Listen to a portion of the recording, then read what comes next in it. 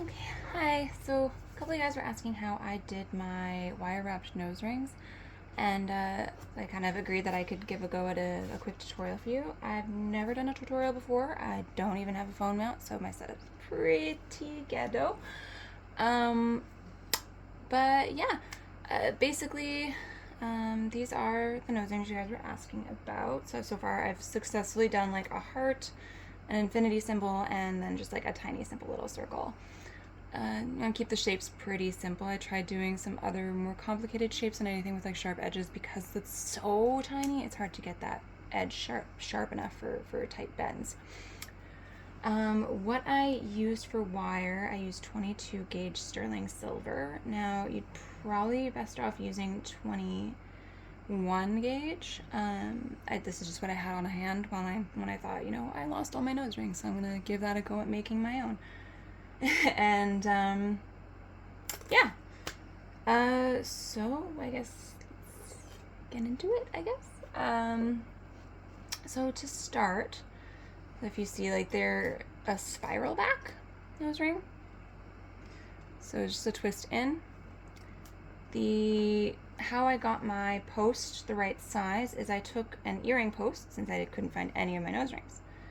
And I put it in just to see kind of where it would sit. Make sure you clean it first and after, and then clean your pliers after, because if you're sticking something in your nose and cutting with plier, you definitely want to make sure it's clean. But I did measure it, and this took out it's about 6 centimeters for the post. So that's kind of where we want to go with that. The first step is we want to make our twist in portion of the nose ring. So I found using the very base of my round nose pliers to kind of get the right size bend, and you'll get a feel. Like if you I'd say make 1 or 2 for your own nose first to kind of get an idea of how wide you want that spiral to sit. And then usually just like a U curve is pretty good for the shape.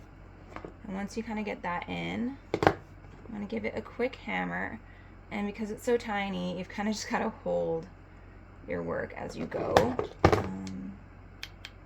And you don't want to change the shape of it at all. You just want to hammer it enough to harden it.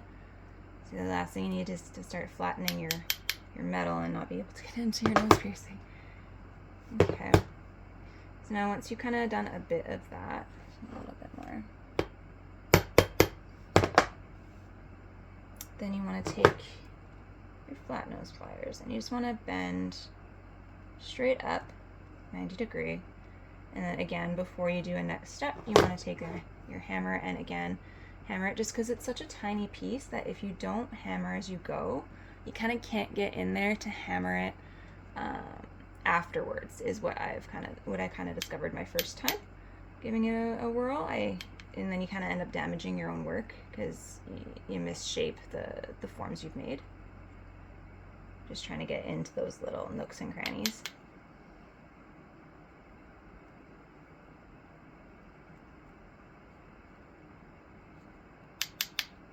You probably also do this with stainless steel, but it'd just be a little harder to make those bends. It would hold up better in the long haul, but it'd be a lot trickier to kind of get the shapes, get those sharp edges and sharp bends that you need in order to fit it into the nose. So then, yeah, once I've gotten that part done, then I take the post that I have here, and I just kind of figure out, I just eyeball, or just kind of see where I need to make that bend. And then you just bend it in. And I guess I'll just probably make a little heart for you guys, because that's kind of, I guess, the one that got you guys all curious on how I did it, so why not stick with what you guys were curious about. So then you just kind of figure out how wide you want those curves to be. You just take it and you go around your pliers.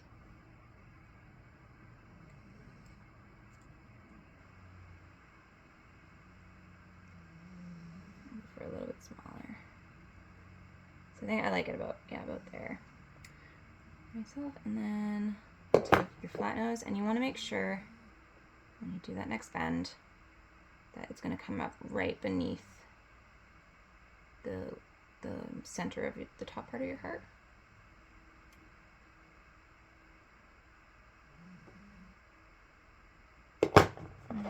just kind of check exactly how far down I want to go. So just about here. And then once you curve that in.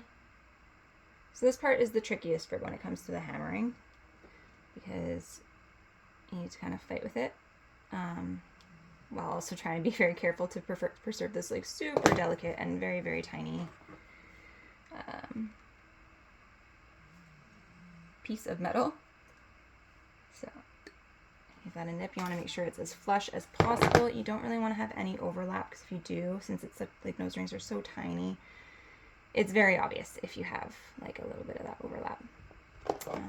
And actually, if you just realize that you're like, you know what, that's too big, which I just decided, I'm just like, you know what, I want that a little tiny bit smaller. I haven't hammered yet, so I could still kind of go back in and make any adjustments I want to make. So I'm going to bend that a little bit here instead. Flatten that in a bit to get that point where I want it. And now I'm going to rebend this in a bit more. There we go. Yeah, I just felt like that was just a little bit too big for a nose. So let's see what we got here now. So it's just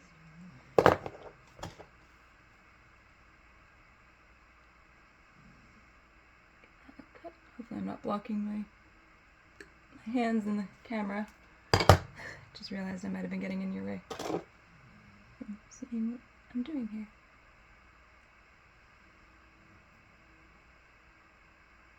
And then you'll probably have to try it on and like have the first one just be kind of your own nose ring, because I feel like for the spiral, just the amount, how wide exactly you want it is more feel than anything.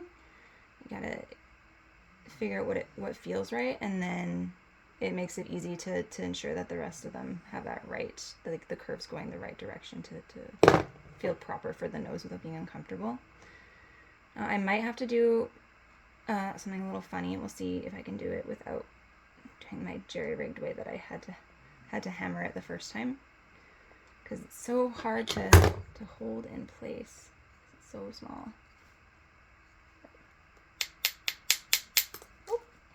Yeah, so I might have to do that. So what I did with my first heart is I took my pliers, and it's hard to kind of get it low enough to have a flat spot, because it's just a small little post, but then I used actually my pliers to hammer it, because I couldn't keep it in place, because there was nowhere for me to really grip onto it without compromising the shape of the post.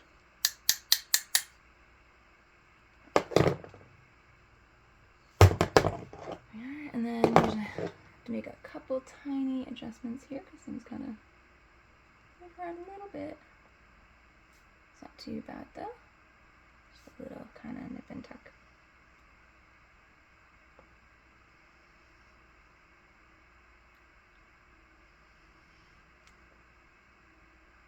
Sorry, just bear with me while I fight with this for a moment. Okay, so yeah, there is a little heart nose ring. Super simple. Again, like I said, I used 22 gauge, but I'd recommend using 21. And just before I forget, yes, you do want to file the part where that you put into the nose, and make sure that's really nice and smooth. It's not jagged, because you don't want people shredding up the inside of their nose piercing when they're trying to put it on. So make sure that's really smooth. I'm not going to damage anyone's skin there. I'm not going to force you to sit here and watch me file this, but you get the gist. Just make sure it's got a nice little bevel on the end, just enough to get it in there without being sharp. And that's basically it. There's your nose ring. Hope this was helpful. I hope I covered all my bases and this wasn't too confusing. Like I said, I've never done one of these before. But yeah, thanks for your interest in my little wire nose rings. Have a good day.